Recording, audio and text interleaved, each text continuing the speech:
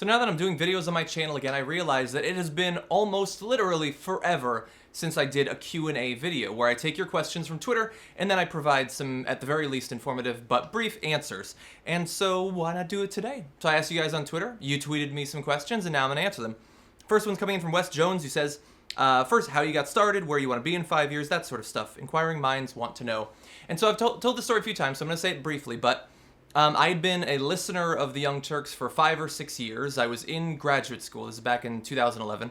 And Anna said she's going to start up TYTU and she wants people to send in videos. And I loved the network. I loved the show. I desperately wanted to appear on it. So I sent in videos and then over time started working more and more with Anna and eventually got an internship and then applied for a job. And so that's how I transitioned in from being a fan.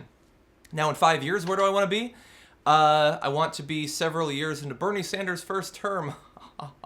No, I want to be at TYT. I mean, I would like to be doing other stuff as well. I'd like to be maybe like writing on the side or appearing on other shows too, but I still want to be doing TYT. I want to be doing Think Tank. I want to be showing up on the Young Turks, doing What the Flick.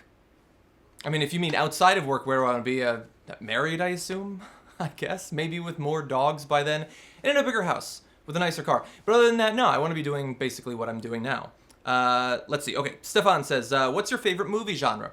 And so I had to think about this for a long time, and I think that my favorite movie genre is sci-fi, and if you want to include fantasy in that, that's good too. And I like lots of movie genres. I love action, I love comedy, blah, blah, blah. But sci-fi shows you a vision of what isn't but could be, and that's what I think is so cool about it, and that's why I think I actually prefer it over fantasy movies. Fantasy movies will never be true, but most sci-fi movies could theoretically be true. It's giving an idea of a possible future. And I like being forced to think about the societal impacts of new technologies or travel or learning new things. And sci-fi movies have that in spades, and so that's why I'm a big fan of it.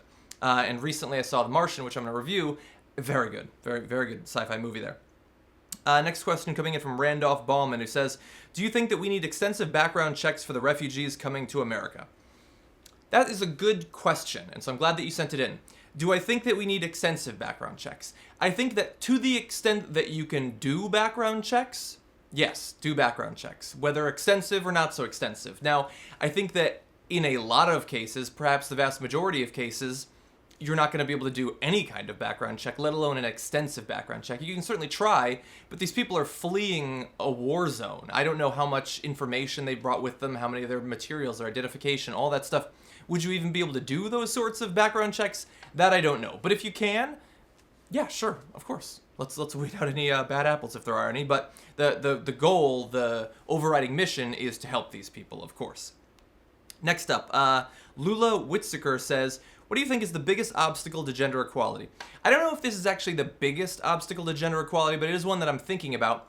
I think that it is the perception or reality, probably more perception than reality, that there is sort of a zero-sum game going on.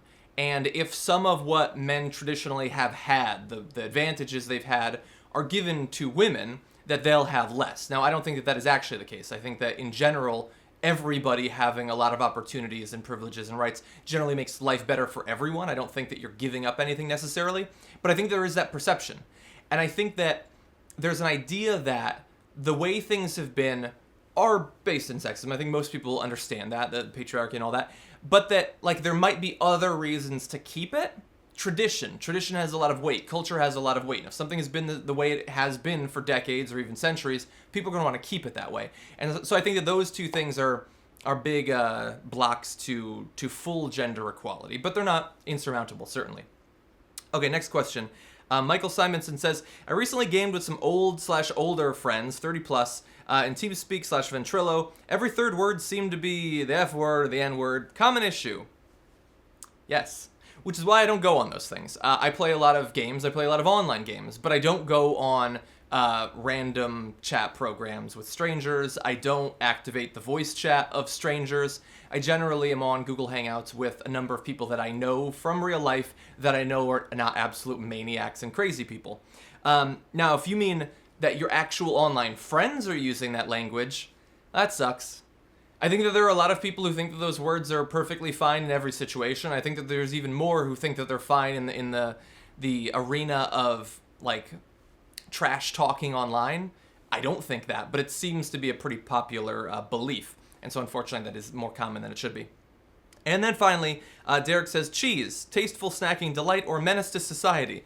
Well, it depends on your digestive system. For some people, it apparently can be a big menace, at least to your bathroom society.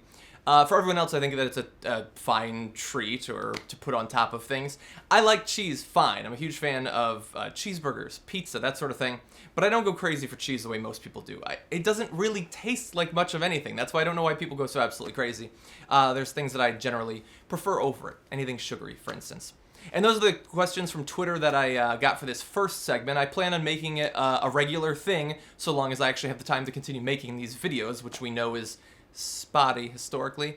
But anyway, you can send me questions and be on the lookout for me to ask for questions for a future one of these segments on Twitter. Follow me at J Iadarola and you'll have a chance for your question to appear on the show as well.